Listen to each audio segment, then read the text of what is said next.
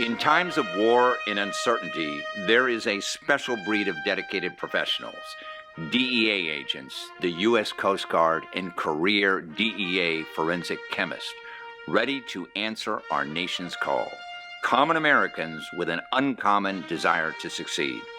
Forged by adversity, they stand ready to serve their country, the American people, and protect our way of life. America has many of these quiet heroes, many of whom risk their lives in the service of law enforcement responsible for protecting our borders and preventing the distribution of illegal narcotics in the United States. These brave men and women are some of the best trained and best equipped professionals protecting America with deadly force if necessary. Many of these drug enforcement agents are professionals that have served in the military. It's not uncommon to find former Marines, Army Rangers, Special Forces, and police veterans serving in various positions within these teams. They use words like honor, code, and loyalty. They use these words as the backbone of a life spent defending something, and they live up to their words. They walk their talk. One of these quiet heroes is Darek Kitlinski, a U.S. Coast Guard Lieutenant Commander and a highly decorated former GS-14 DEA Supervisory Special Agent. He joined the DEA in 1998. He was terminated from the DEA on January 15, 2016. Another is his wife, Lisa Kitlinski, also a former GS-14 forensic chemist with the DEA. She had joined the DEA in September of 1997. She was also terminated January 15th, 2016. Darek was the primary DEA agent on the notorious Mexican drug lord El Chapo case that garnished international fame. Darek also conducted security background checks on numerous DEA contractors in San Diego and discovered that several of them had ties to Mexican drug cartels. The firing of contractors included relatives of certain DEA officials. Darek suspects that his actions drew extreme anger, embarrassment at the highest levels from those who do not live a life of honor, code, and loyalty, and which may have led to retaliation against him and his wife, Lisa. When I first joined the DEA 20 years ago, I was younger, excited to take on a new challenge, to take on a career that was in line with what I had studied in school and where my career aspirations were. I was eager to learn, and I had ambition of maybe someday going into management. When I became a supervisor, one of the big situations that came to me was the possibility of corruption within my contractors. Those 240 plus that worked with me, I became aware that there was some corruption within. So there, I did my job. I did as a supervisor, as an agent. I tried to figure out where this corruption started and how many and how bad it was. It seemed like that wasn't well received by leadership above me at all. Over time, when all of this controversy began, I was the target of agents who wanted to extract information from me regarding my husband's case. I had attorneys calling me, emailing me, agency attorneys wanting to know details of the case. I felt hunted, for lack of a better term, at my workplace. We were treated by the DEA in a way that I could have never imagined. We followed the rules, we followed policy, we did our best, we were typical model employees. I was stunned, and it just didn't make sense what they were doing to us. It becomes a question of loyalty, so you can work your entire life, you can be a model employee, you could be the best that you're at. However, if you question or if you doubt any of their loyalty, you become the enemy itself, and you become the target. And they'll come after you with everything they have. I want for the DEA to do the right thing, to finally take responsibility for what's happened, be accountable, and to not treat their employees like this. This is unacceptable, it's unprofessional, it's unethical, and it shouldn't happen. We did our best. We fought the mission. we did it every day, and when there came a moment where we had to transfer together, things changed. And so from that point forward, if you speak up, if you do anything, they definitely come after you. And the thing is, if they can do this towards their own employees, there's nothing that's stopping them to go do that to the general public. Today, the Insider Exclusive goes behind the headlines with Darek and Lisa Kitlinski and their lawyer, Kevin Byrne, partner at Fluet Huber Hong Law, in search of real justice for them in this new network TV special, The DEA, Darek and Lisa Kitlinski's story, to tell their true and courageous story to seek justice for themselves. Darek's and Lisa's stories are not just a simple tale of how the DEA wrongfully terminated them for fabricated reasons. No, their stories are also a tale with a strange twist of a DEA cover-up right out of a John Grisham thriller, where a DEA-owned BlackBerry was mysteriously planted in Darek's car in the active mode to illegally listen to Darek's and Lisa's conversations in the privacy of their own car. A phone identical to the type of phone his San Diego supervisors had deployed to surveil a corrupt DEA agent, and which was later traced to a senior DEA employee in the defense of the agency against Darek's complaints. Darek's story is also about the DEA's continual harassment by his DEA supervisors for fulfilling his military obligations. Darek is a U.S. Coast Guard Lieutenant Commander reservist, and he and other reservists were ordered to report to active duty by the U.S. Coast Guard from time to time, but their DEA supervisors retaliated against them for fulfilling their military obligations. In fact, in 2015, more than a dozen federal agents with the Drug Enforcement Administration filed an employment complaint in Washington, D.C., alleging discrimination and harassment by DEA management. The Uniformed Services Employment and Reemployment Rights Act of 1994 prohibits this type of conduct. This act is intended to ensure members of the uniformed services are not disadvantaged in their civilian careers because of their service. Now, the federal government places substantial burdens, aka a virtual obstacle course of administrative procedures for government employees and former employees to file complaints and try to get justice. So for Darek and Lisa, it has been years trying to get the justice they deserve. The DEA's assertions of rights and a willingness to either misinterpret or play intentionally dumb over its conduct is their attempt to achieve the single-minded goal of destroying the Kitlinskis and their career. This case led to numerous DEA reservists coming forward to protest their treatment by the DEA and has resulted on some clarifications with respect to the rights and burdens that reservists faced in proving claims of discrimination based on military service. It is believed that this case has also ended the careers of numerous DEA officials and is a perfect illustration to the public of the pettiness of a federal law enforcement agency to abuse its own employees. The case has drawn agency-wide interest.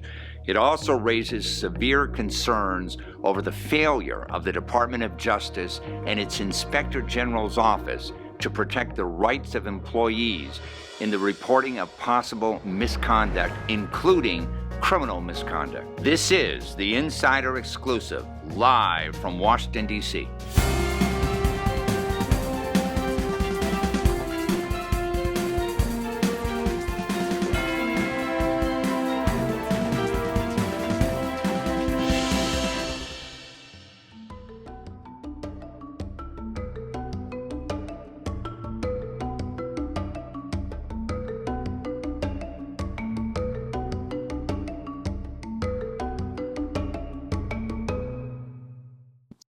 It's my great pleasure to introduce Kevin Byrne to the show. Welcome to the show, Kevin. Thank you. Thank Tell you. our audience a little bit about the type of law you practice. I do litigation in a number of areas, but I sort of specialize in the employment area, largely representing plaintiffs, and about half of my practice is government law enforcement agents. Okay, today we're here because of a case like that. Correct. And if you could tell us a little bit about your clients, please. Well, Darek and Lisa Kitlinski are a couple that worked for the Drug Enforcement Administration They were very highly regarded.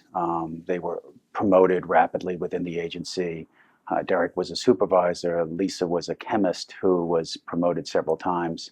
They're people who dedicated their lives and their careers to the Drug Enforcement Administration, and up until the incidents that led to the lawsuit, had no prior problems with the agency. They worked for the agency approximately, respectively, I think, 16 and 17 or 17 Right. and 18 They years, were right? long-term employees. So they were career Right. employees. Yeah, When you say the incident that led to, what was this exactly? The trigger for all of this was that Lisa Kitlinski was sought after to be promoted by the agency, so they transferred her to Washington, D.C. Right. In line with the standard agency policy, her husband, Derek, applied for what's called a Married Corps Series transfer. And he, at that time, was assigned in San Diego? Yeah, he was a supervisory special agent in San Diego who was the head of what they call the wire room, so he would be in charge of surveillance techniques. Right. And when Derek did the standard thing of asking for a transfer to be with his wife, which his supervisors approved enthusiastically, that was uncharacteristically denied. And that triggered a series of complaints by Derek, not so much complaints, but initially inquiries as to why that standard practice for him was denied. And he came to the conclusion, after looking at some what we call comparators, that female agents were routinely transferred with their husbands, but it's apparently for some reason he as a husband was not going to be transferred with Lisa, which would leave them working on separate coasts. Right. So behind the scenes, what was really going on? It's hard to say because the agency explanation shifted during the course of this litigation. Originally, it gave no explanation at all. Then it said that Derek hadn't served sufficient time as a supervisory agent in what was called the field division. When it was pointed out to the agency that he had applied for, quote, field division positions in Washington, they shifted that, saying, well, he needed to be in the same division, even though there was ample evidence that they were finding reasons and excuses. Right. But let me get back to my question again. Really, what was behind this?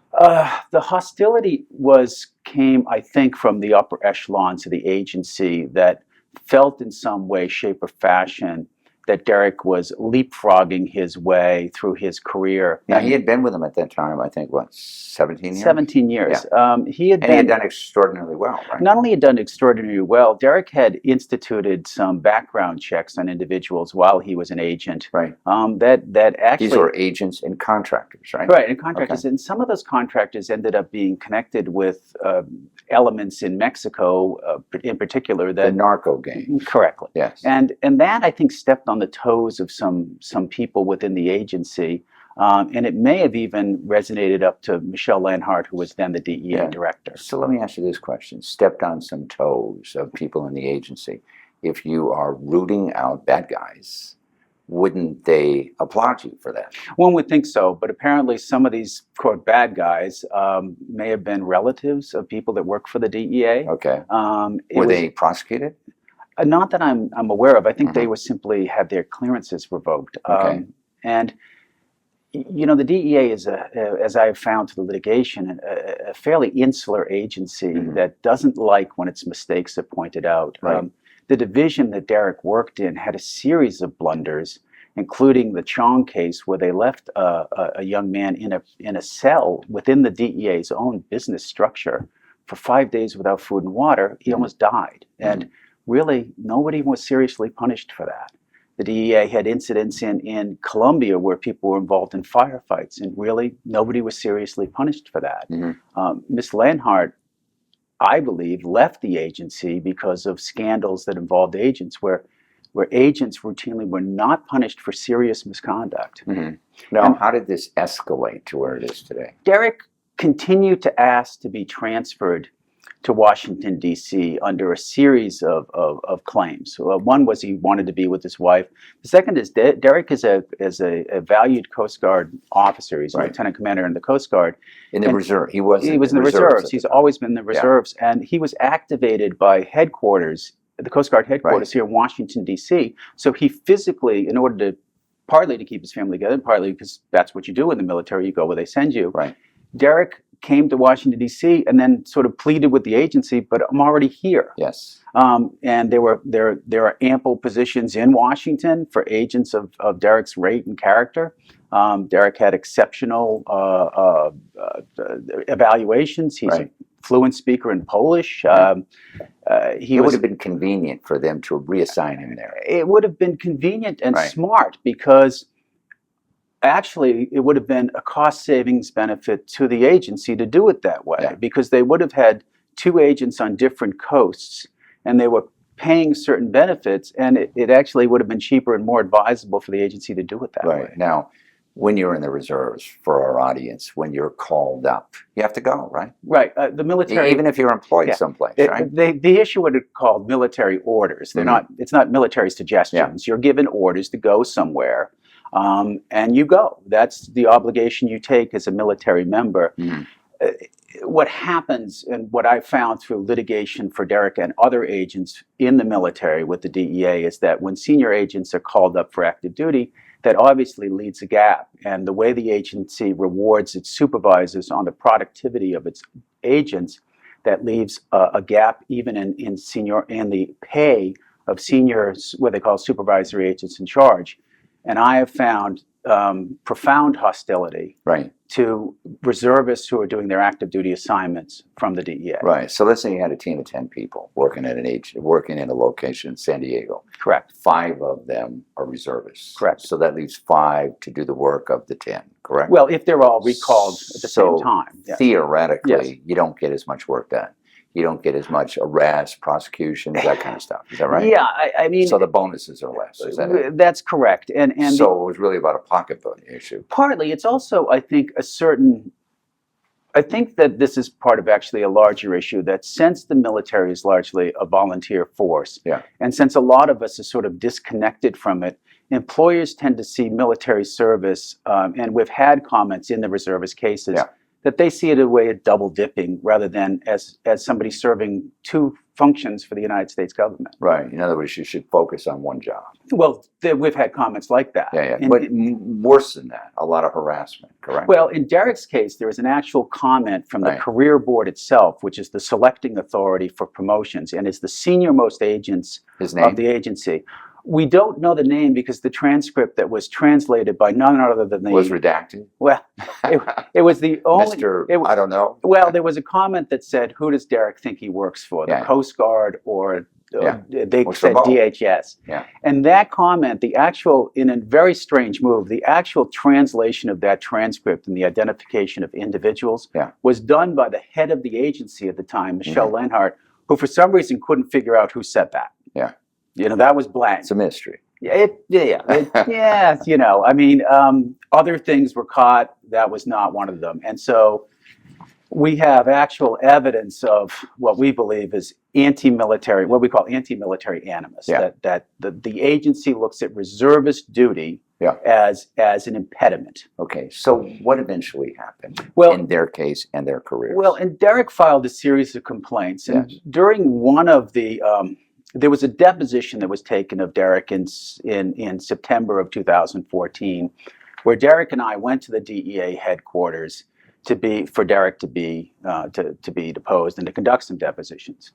And when Derek returned home from that deposition, he has a relatively steep driveway. He saw under the hood of his vehicle, where the rubber on the meets the glass on the top of the hood.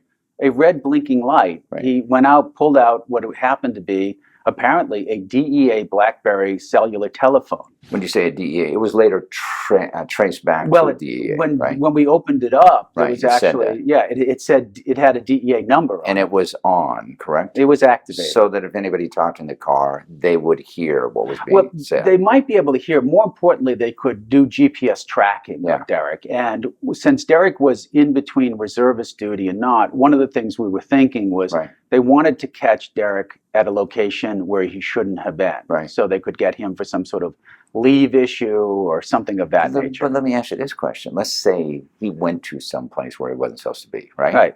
And then they'd have to provide evidence as to how they got that information. Not necessarily. Not necessarily. They couldn't produce the BlackBerry and say, here's the proof, right? Well, the interesting thing I think about this whole case is when repeatedly asked, the senior most officials have been repeatedly asked, how did your cellular telephone get into Darek Kitlinski's car? Right. They have no explanation. And they say that we don't know. Yeah. This is the second senior most law enforcement investigative agency of the United States government that can't figure out this mystery of how their device got into his car. Yeah. And you know, there's been so many sort of speculative explanations as to how that, but I think the thing speaks for itself. If I find the device that belongs to you in my house or in my car, I'm pretty sure that someone in your agency must have put it there. Right. So this case has been going on, what, 6 years? 6 years, yeah. The reason that the case was filed initially is because eventually they were terminated, both he and his wife. Well, the termination followed a series of things. The interesting thing about the phone is when Derek discovered it, his first instinct, given his knowledge of surveillance techniques in the agency, was that he was under some form of surveillance. Yeah. So he did what you should do. He went to the Federal Bureau of Investigation to lodge a complaint of potential illegal surveillance. We didn't know who did it. It's not our job to investigate it. And the FBI never got back to him. So he went to the Inspector General's office of the Department of Justice, and he filed a complaint with them, and they originally said they were going to look into it. Now, the strange thing that happened is that they then declined the case, and we found out later that before they had effectively declined the case, their special agent in charge in the Washington Field Division had called the DEA and told them about the discovery of the telephone. Now, they denied that. They said it was Darek Kitlinski who filed the complaint, but a rational person would know somebody found a phone on September 23rd, 2014 at a deposition at the DEA headquarters. They can track it easily. Right. So if we are to believe them, we think that even given their explanation, they tipped off the DEA, then declined the case. Now, the thing about that that's really troubling is that an Inspector General complaint is supposed to be anonymous to protect those individuals from bringing wrongdoing of an agency to the government's attention. That's the whole reason for an Inspector General. So that reason was vitiated. It was negated from the outset. Right. So where are you right now in litigation? We are at a spot where what's called summary judgments have been filed. All the discovery has been conducted. They try to dismiss the case. Right. The government does this pretty much in every case. They file what's called a motion for summary judgment. We file a response, and then a judge decides if there's sufficient evidence for the case to go forward to a jury. We believe there is. The government, of course, has argued from the outset that they don't believe there is. Right. Being non-supportive, in other words. The government has... So would you say this is more or less kind of a situation where, let's say somebody made a mistake in the beginning, and rather than to admit it, they're going to compound it so they don't have to ever admit it and kind of like disregard it? Well, I think the term that's commonly in fashion in almost all the lexicon today is they double and triple down. Rather than admit the error, they punish the person who brings it to their attention. Right. This is ultimately a retaliation claim. Even the reasons that the Kitlinskis were, quote, fired don't make sense. And I'll give you 2 examples. Darek Kitlinski was in active duty military service.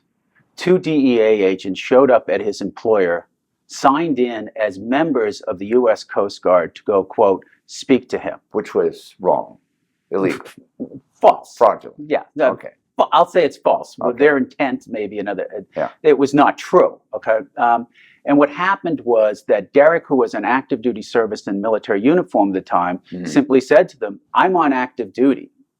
You know, I can't leave my post to go answer your questions." Right. Now, those agents could have interviewed Darek at his Coast Guard installation. But under Coast Guard rules, he would have had more rights, including the right to have an attorney present. Right. And the DEA didn't want me to be present during this questioning. And everything they did was designed to get around that. And so when they ordered Darek, 2 agents ordered Darek, no senior people, no Coast Guard senior person approved it, to leave his post and come to the DEA the next day, I wrote them a letter saying, "What is your authority?" They never answered the letter. When Darek came back to the DEA after his reserve duty, they never questioned again. They fired him for, quote, not cooperating with the investigation. And his wife was fired the same day, wasn't Well, she? his wife's circumstances were in some ways worse. She was asked to be interviewed. She was directed to be interviewed by their Office of Professional Responsibility. We had pending cases against them, and ethically speaking, you should not contact a represented party without their attorney. The whole purpose for an attorney is to protect your rights. Right. And so the DEA, I believe, wanted to set up a situation where their rights couldn't be protected. So 2 DEA agents called her in. She went in for the interview. They were aggressive. They were, frankly, abusive in my view. And they demanded to know questions about what she discussed with her husband and what she discussed with her attorney. She doesn't have to supply that. Well, under the law, Yeah. there is what we call a marital Right. spousal privilege, and there's Right. an attorney-client privilege. Yeah. I mean, if you could get around. So she didn't provide this information? Well, she answered every question except those questions that she thought involved her privilege. Right. She simply said, I'm not comfortable answering these. Again, I, as an attorney, wrote them a letter, said, we're protesting this. If you would like to know the answers, come talk to us. Right. They did not. They instead chose to use a heavy-handed approach to fire her.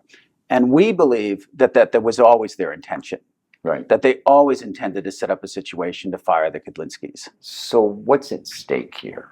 The reputations and careers of 2 valuable agents who simply did their jobs, salary and benefits, And pensions. and pensions, and frankly, there's something else. Yeah. The integrity of the government is an Right. issue here. I mean, if this is the way you're going to punish your own employees, how can I trust you not to, when dealing with defendants or other people, Right. not use similar tactics?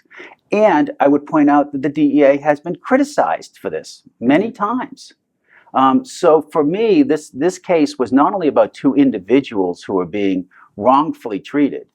It was about an abuse of power at the highest levels of that agency. Yes.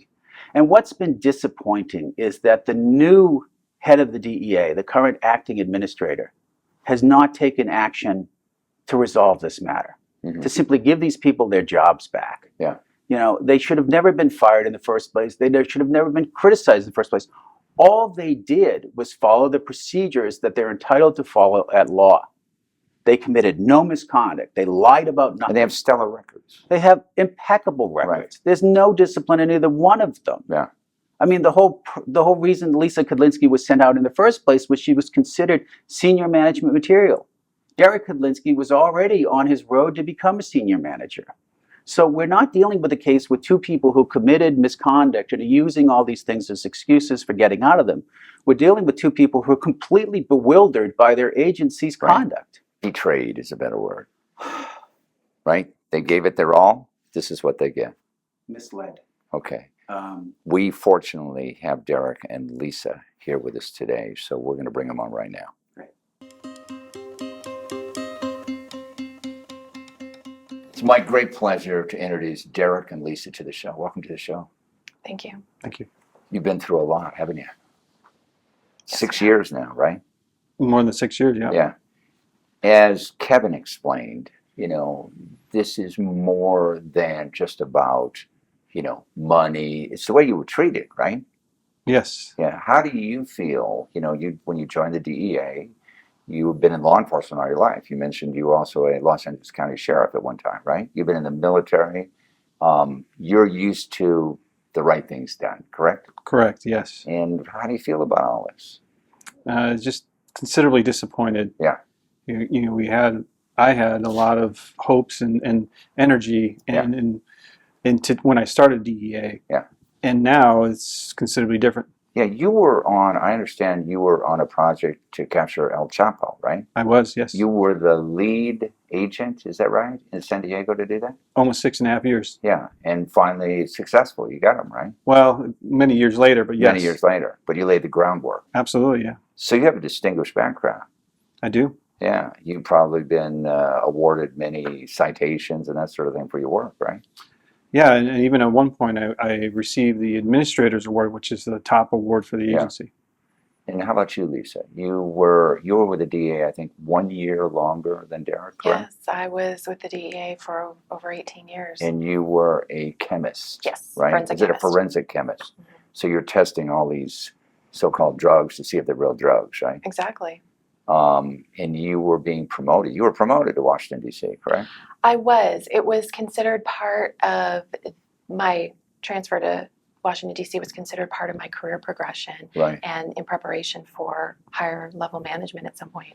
right. And it's pretty standard in the DEA that if one spouse is transferred someplace, right, that you can apply to get transferred there too, right? Pretty standard. That's true. Correct, and it's in policy, and it's also Yeah. precedent that had been done for many, many years since.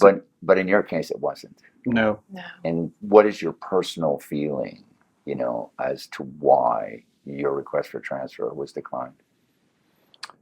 I think there came a point where the senior leadership saw us as a problem, and where it was either because of my military service or just because I voiced some concerns over some things that were happening. When you say some things were happening, you investigated some corrupt contractors and agents, is that right? Well, it was started with one contractor, and then Yeah.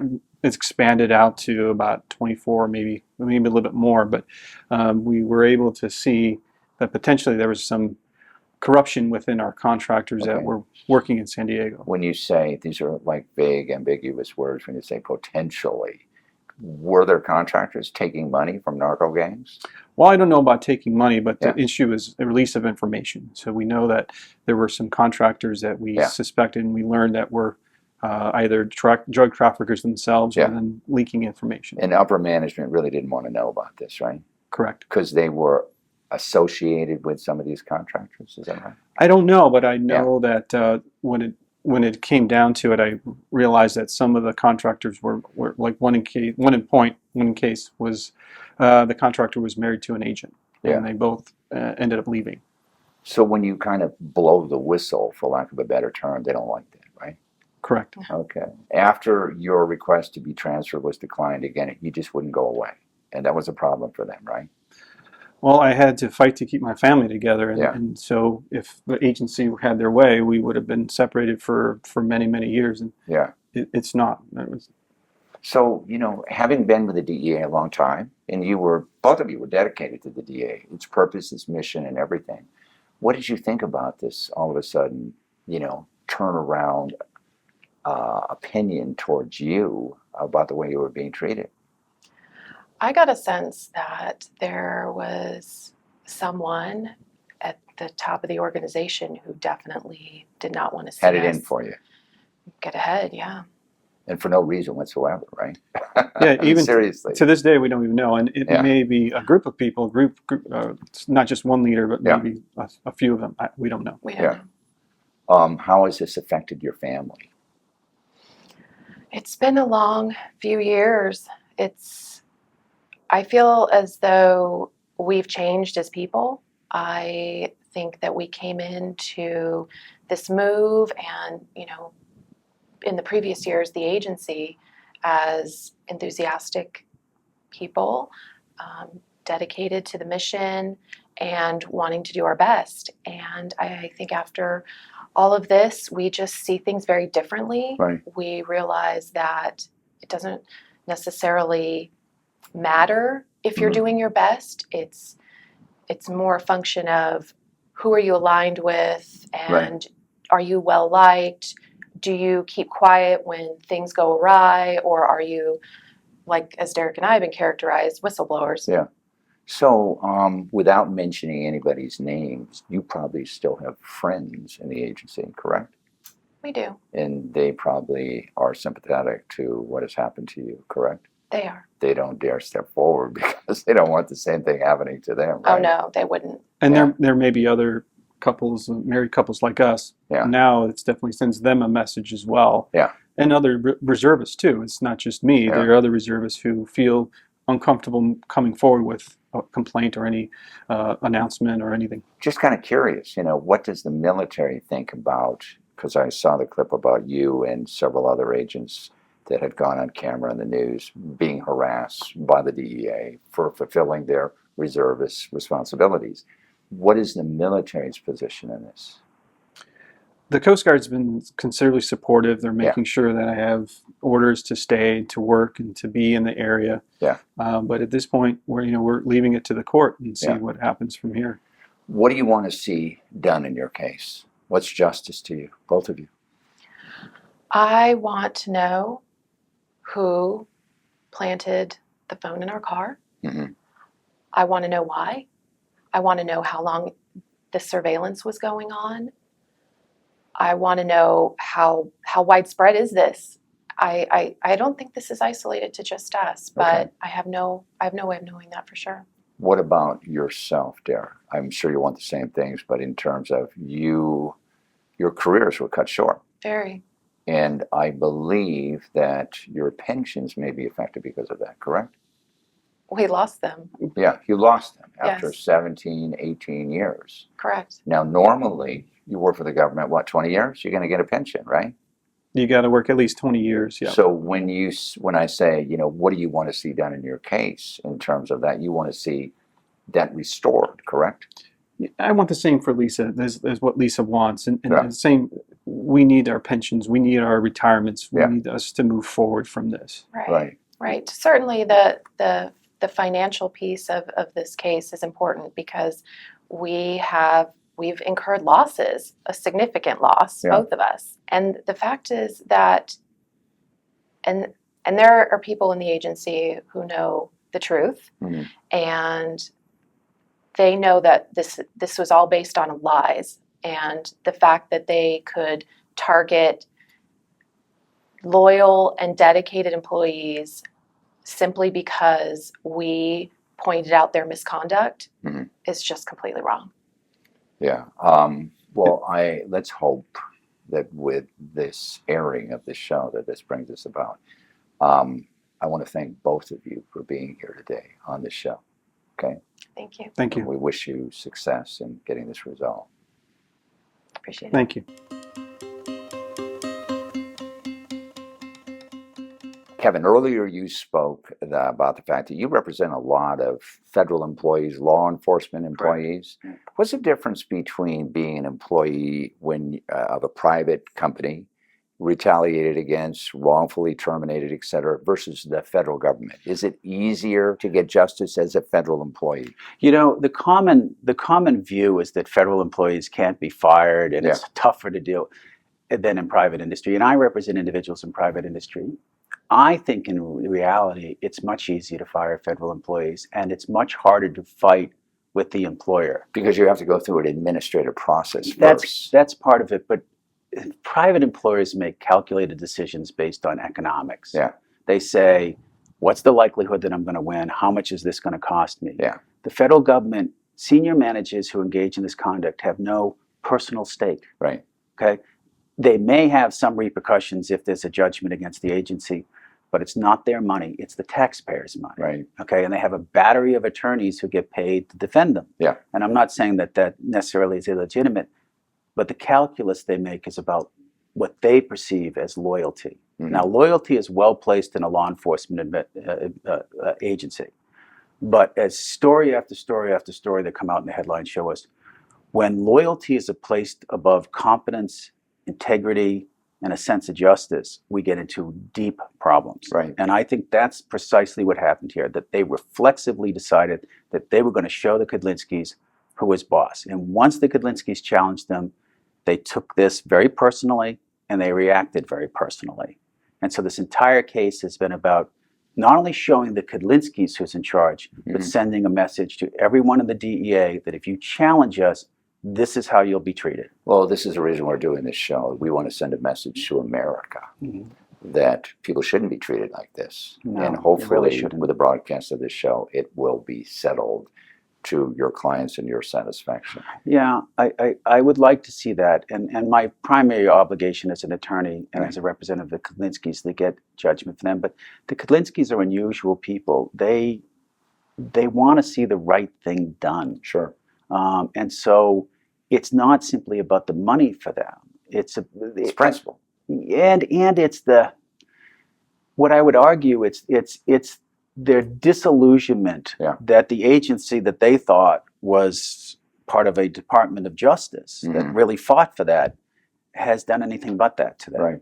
Right. I think they are even today still somewhat shocked and dismayed that their agency could have engaged in this sort of harassment and reprisal. Okay. I mean, and that included, I'll finish with this, that included when they were served the termination letters, even though they were represented by an attorney who could have easily taken them, accepted them, this agency stationed agents outside their personal residence who came up to their private property in a cul-de-sac where neighbors could see them to make sure they got the message as to who's in charge.